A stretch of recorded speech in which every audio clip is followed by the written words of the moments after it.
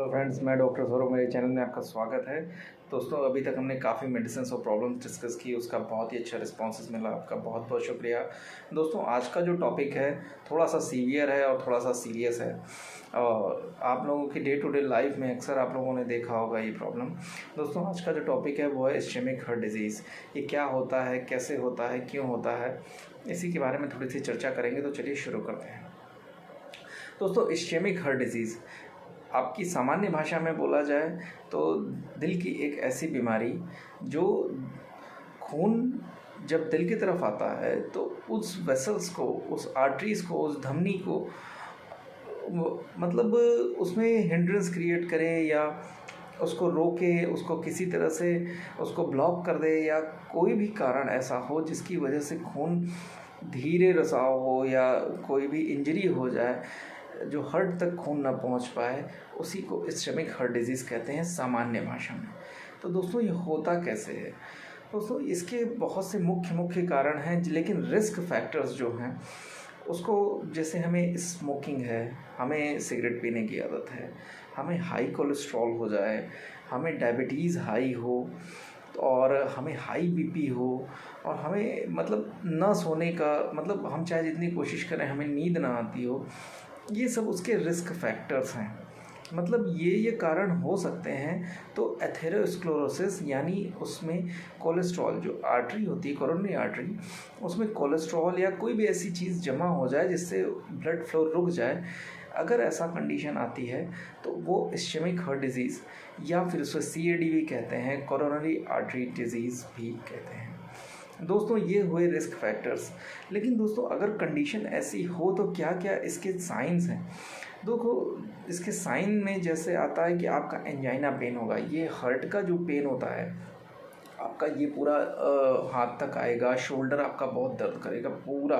दोस्तों, एक बात याद रखना, एंजाइना पेन और गैस्ट्रिक पेन में बहुत फ़र्क होता है। गैस्ट्रिक पेन आपका पॉइंटेड होता है, एंजाइना पेन जो होता है वो आपका फैलता है। तो जब भी फैलता है तो ये सिस्टम आप याद रखिएगा कि अगर फैल रहा है तो ही सिम्टम में आता है। ये उसके साइंस हैं कुछ। आपको मतलब वॉमिटिंग जैसा होगा, आपको ड्राउजीनेस होगी, रिटार्डनेस होगी, आपको बहुत मतलब थका थका सा लगेगा। ये सब मतलब पेन मतलब यहाँ से लेके बाहर के साइड जाएगा। इनवर्ड टू आउटवर्ड पेन अगर हो तो ये आपको इस्केमिक हार्ट डिजीज़ के एक साइन, रिस्क फैक्टर के साथ साइंस होते हैं, और सिम्टम्स कुछ ऐसे ही कंडीशंस में आते हैं।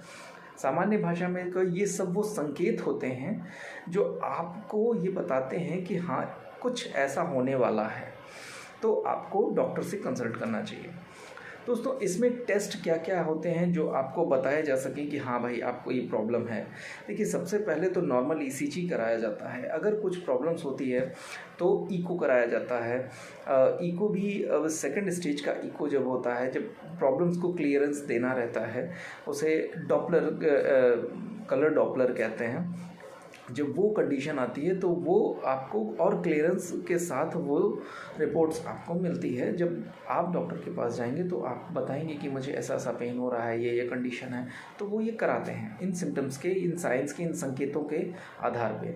तो आपको सबसे पहले इसके लिए बचाव में क्या क्या करना है, मैनेजमेंट क्या क्या हो सकते हैं।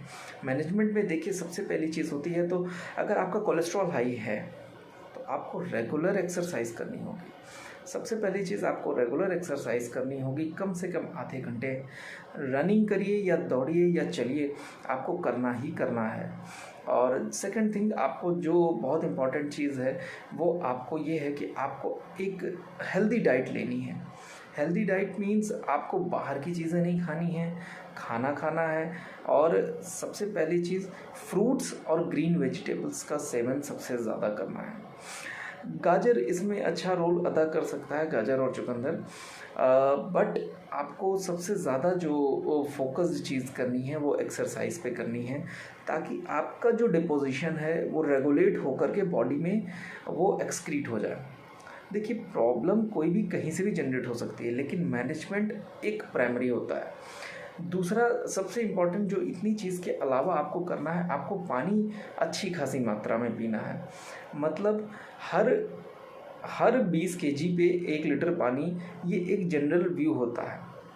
आपका वेट अगर अनडाउटेडली लो हो रहा है तो भी ये डाउट में है तो भी आप ज़रूर चेकअप कराएं। अगर आपका वेट 60 है या 70 है तो आप कम से कम 2 से 2.5 लीटर या 3 लीटर पानी पिएं। अगर ठंड की समय है तो आप कुछ कम कर सकते हैं। अच्छा, सबसे इम्पॉर्टेंट चीज़, पानी कब पीना है। पानी आपको सवेरे के टाइम पीना है 2 ग्लास, और रात में सोने से पहले आपको 2 ग्लास ज़रूर पीना है। ये आप एकदम सटीक मात्रा में एक नॉर्मल बिहेवियर के अनुसार ये चीज़ आपको करना ही करना है। अब इस उठने के बाद और सोने से पहले का जो टाइम है, इस बीच आप बाकी जो अपने हिसाब से अपने day to day life, specially females का जो कंडीशन होती है वो डे टू डे लाइफ में थोड़ी सी हौच पौच होती है किचन की और वर्किंग की वजह से, तो आप अपने हिसाब से बाकी चीज़ें डिसाइड कर लीजिए। लेकिन जो सुबह और रात का टाइम है वो 2 ग्लास उठने के बाद और 2 ग्लास सोने से पहले आपको पीना ही है। तो ये जो कुछ मैनेजमेंट्स हैं ये आप ज़रूर कीजिए।